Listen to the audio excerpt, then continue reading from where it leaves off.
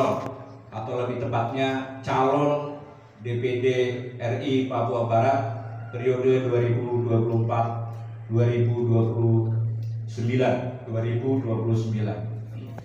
Mudah-mudahan ikhtiar ini menjadi wasilah untuk kebaikan kita semuanya. Ucapan terima kasih juga kami sampaikan kepada semuanya yang sejak awal, sejak mulai pengumpulan dukungan pada sekitar bulan Desember, kemudian dilakukan verifikasi administratif, dan terakhir dilakukan verifikasi faktual pada bulan Maret yang lalu. Alhamdulillah kita semua telah memenuhi syarat sebagai bakal calon yang dapat mendaftar sebagai calon anggota DPD pada pemilu serentak tahun 2024. Bapak Ibu sekalian, provinsi kita masih hijau, masih baru, sehingga masih jauh tertinggal dari daerah-daerah lain. Untuk itu diperlukan duta perwakilan yang paham terhadap dinamika, terhadap keadaan masyarakat yang ada di Provinsi Papua Barat Daya. Ini tentu membutuhkan kolaborasi, membutuhkan kerjasama dan kontribusi semua pihak agar daerah ini dapat mengejar ketertinggalan dari daerah-daerah lain. Kita ingin provinsi ini menjadi provinsi yang paling berdaya di tanah Papua. Jadi provinsi Papua Barat Daya bukan hanya sekedar tata letak geografis arah mata angin, tetapi Papua Barat Daya menjadikan provinsi ini menjadi paling berdaya di tanah Papua, sehingga kita bisa mengejar ketertinggalan dari daerah-daerah lain. Ini tentu butuh kolaborasi, sekali lagi aktivitas di ruang Senayan DPD RI, paham betul apa-apa yang harus dilakukan agar aspirasi daerah dapat diartikulasikan di pemerintah pusat, sehingga hal-hal yang selama ini tidak terkomunikasikan. Yang pertama dari Bapak Ibu, niat ini terus dapat terjaga menjadi sebuah niat baik agar keberadaan kita di DPD, di senator, dapat memberikan manfaat yang seluas-luasnya bagi masyarakat di Papua Barat Daya ini. Selain doa, tentu dukungan dari Bapak, Ibu, Saudara semua. Kerja-kerja politik tidak bisa dilakukan sendiri, apalagi ini adalah calon perseorangan yang membutuhkan kerja semua pihak, kerja banyak orang, sehingga penggalangan suara dan juga kerjasama di seluruh tempat-tempat pemungutan suara harus dilakukan oleh semua pihak. Partai politik punya struktur dari mulai DPP, DPW, DPD, DPC, anak ranting dan seterusnya. Kalau calon anggota DPD perseorangan harus dan mau tidak mau sebagai keniscayaan agar kerjasama kontribusi semua pihak, teman-teman terutama sebagai pendukung, sebagai saudara, untuk terus menggalang, menginformasikan kepada saudara-saudaranya, kepada tetangganya, agar ikhtiar ini dapat dimaksimalkan. Selain dukungan, tentu kami juga mohon saran kepada Bapak, Ibu semua, terutama kepada para senior, saran, masukan, sehingga ikhtiar tadi yang ingin kita laksanakan dapat lebih efektif. Apa-apa yang harus kami lakukan ke depan, sehingga kita bisa mengambil kesimpulan keputusan yang lebih baik ke depan. Dengan pengalaman dan juga pemerintah daerah, tentu berdasarkan aspirasi-aspirasi masyarakat yang berkembang,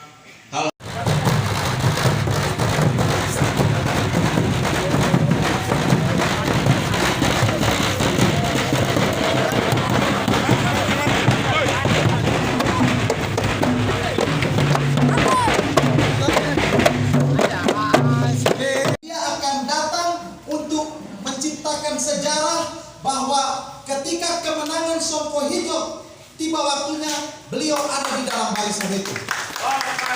Ya, Ibu Suparmi, kenapa Ibu Suparmi lakukan itu? Pernah Ibu Suparmi dapat bantuan dari pemerintah pusat yang diurus oleh BMT Al-Hijrah yang dipimpin oleh Pak Hartono. Ibu Suparmi ingin mengirim pesan kepada kita semua bahwa kebaikan harus dibalas dengan kebaikan dalam situasi dan kondisi apapun. Sehingga hari ini kita semua yang berdiri di sini memastikan bahwa kita adalah barisan tanpa pamrih yang insya Allah akan berjuang menghantarkan Pak Hartono duduk di Senayan sebagai anggota DPD RI. Bersama-sama di sini ini ada dua Yosef. Ini Pak Yosef Narahawarin, ini Pak Yosef Kaviar. Biak, Kei, dan Kokoda. Mereka ini datang untuk memastikan bahwa perjuangan Pak Hartono adalah kolaborasi, perjuangan bersama. Islam, Kristen, Protestan, Katolik, semua memastikan bahwa yang duduk di Senayan adalah orang yang akan melihat bahwa perbedaan adalah sebuah kesatuan. Untuk itu, atas nama Pak Hartono dan keluarga, serta keluarga besar Songko Hijau, dan juga hari ini saya dedikasikan Mbok Suparmi melepas Mas Hartono untuk melanjutkan perjuangan, bertarung dan memenangkan pertarungan ini. Demikian, terima kasih kepada Bapak Ibu semua. Sebentar kita dari KPU kita kembali sini.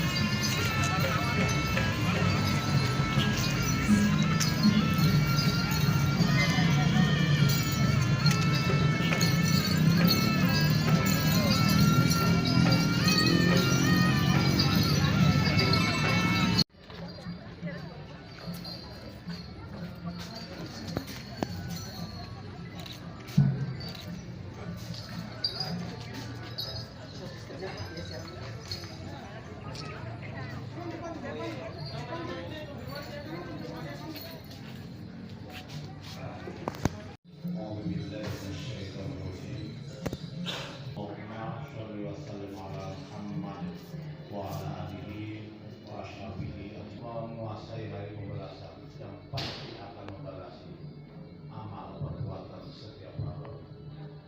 Merampok kami, tunjukkanlah kami ke jalan yang lurus, yakni jalan Indonesia bersama.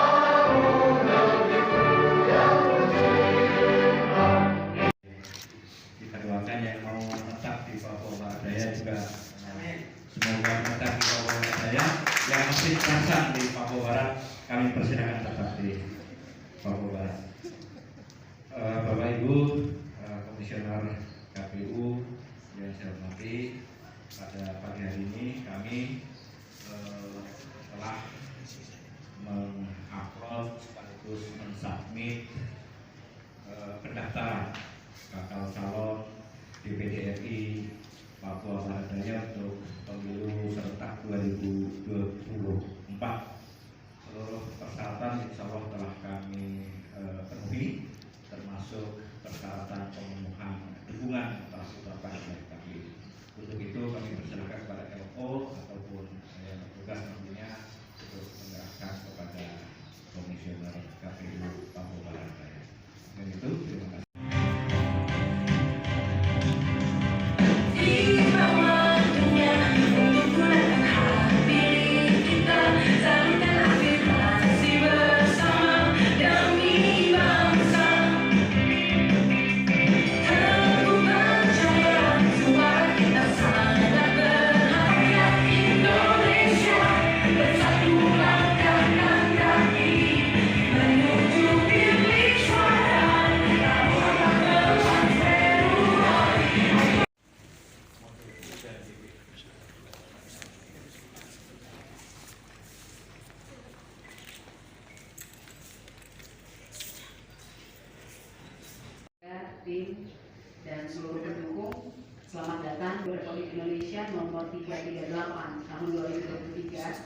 tentang penetapan bakal calon anggota Dewan Perwakilan Daerah Provinsi Papua Barat Daya yang memenuhi persyaratan dukungan minimal pemilih dan sebaran dalam pemilihan umum tahun 2024.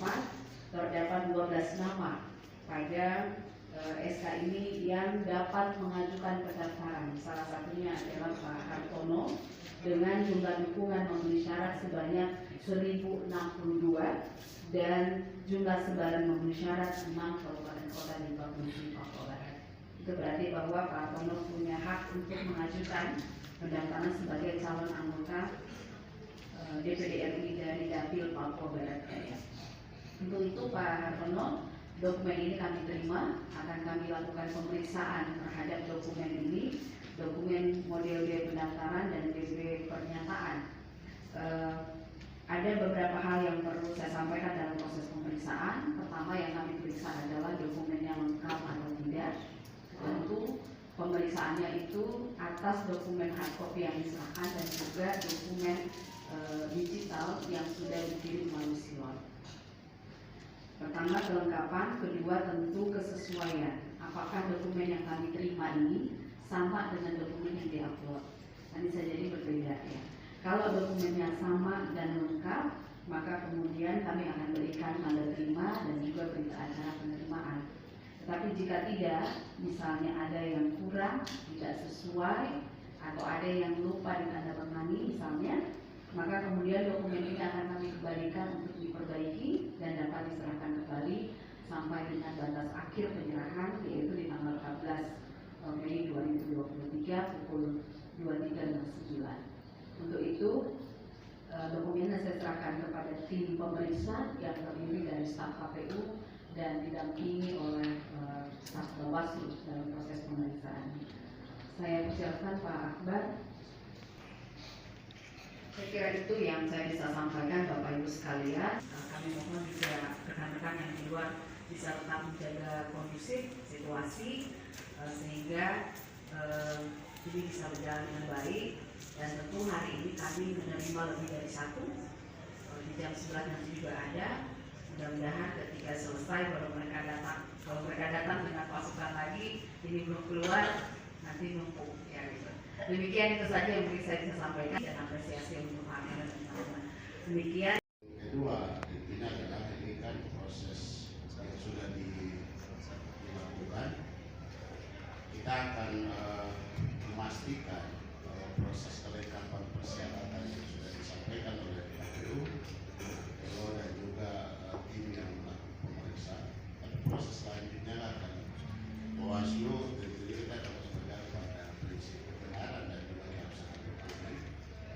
Kita akan merujuk pada ketentuan di Undang-Undang 7, paling tidak di pasal 182 yang juga kita untuk pencalonan di DPD. Nah yang selanjutnya adalah saya kira memang di catatan kita dari sisi mitigasi di Bawaslu untuk calon persoalan terutama ini karena sedikit dan mapping kita terkait dengan potensi calon yang berkaitan dengan putusan MK nomor 12 tahun 2023 tentang mantan narapidana yang berkaitan dengan perbuatan tipikor atau mantan narapidana yang perbuatan pidana lainnya. Sehingga tentunya saya kira di bagian itu kami dari Bawaslu punya catatan bahwa untuk awal kita perlindungan jika memang ada laporan masyarakat dan seterusnya. Tapi rasanya di awal ini saya kira Pak Calon Pak Hartono ini orang baik. Amin. Ya baik karena pernah membantu kita. Ya, sekali lagi selamat ya Pak.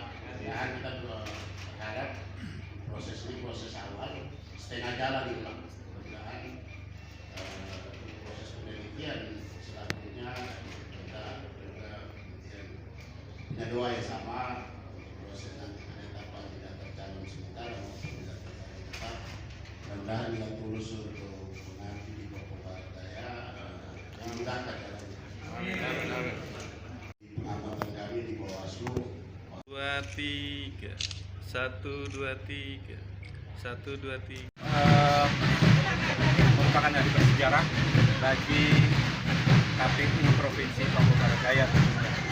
Sebagai provinsi yang termuda, negara telah menugaskan lembaganya untuk menseleksi para calon anggota DPD, senator yang akan mewakili provinsi ini. Sebagai provinsi baru, dibutuhkan seseorang atau figur-figur yang punya kompetensi, yang paham masalah, yang bisa menjadi jembatan emas atas aspirasi masyarakat dan daerah di tingkat pusat. Oleh karena itu, pada hari ini kami mendaftarkan diri sebagai bakal calon DPD RI pada pemilu 2024 yang akan datang. Kami tadi telah diterima memenuhi syarat, sebaran pendukung juga telah memenuhi syarat, jumlah dukungan pemilih juga telah memenuhi syarat, administratif juga telah memenuhi syarat.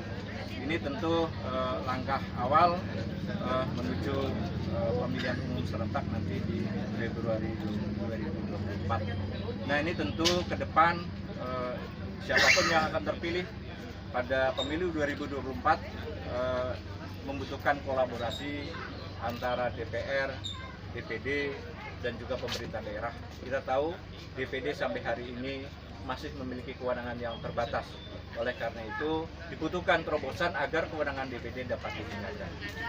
Kemudian teman-teman, saya didampingi oleh ini teman-teman sekolah alumni yang 30-40 tahun lalu bersama-sama di SMP, SMA di sini, dan juga tokoh-tokoh masyarakat yang ada di Kota Sorong. Artinya kami orang Sorong, sudah lama di Sorong, dan tentu insya Allah akan dapat dukungan maksimal dari warga masyarakat Sorong Raya di seluruh provinsi Papua Barat Daya. Kesempatan ini juga mengucapkan terima kasih kepada semua pihak, KPU khususnya yang telah menjalankan fungsinya dengan baik, melayani dengan baik. Pertama tadi menguatkan kewenangan DPD agar aspirasi bisa diperjuangkan. Sekarang kan legitimasi DPR dan DPD sama sebetulnya, sama-sama dipilih oleh rakyat, tapi kewenangannya terbatas. Itu yang pertama. Yang kedua,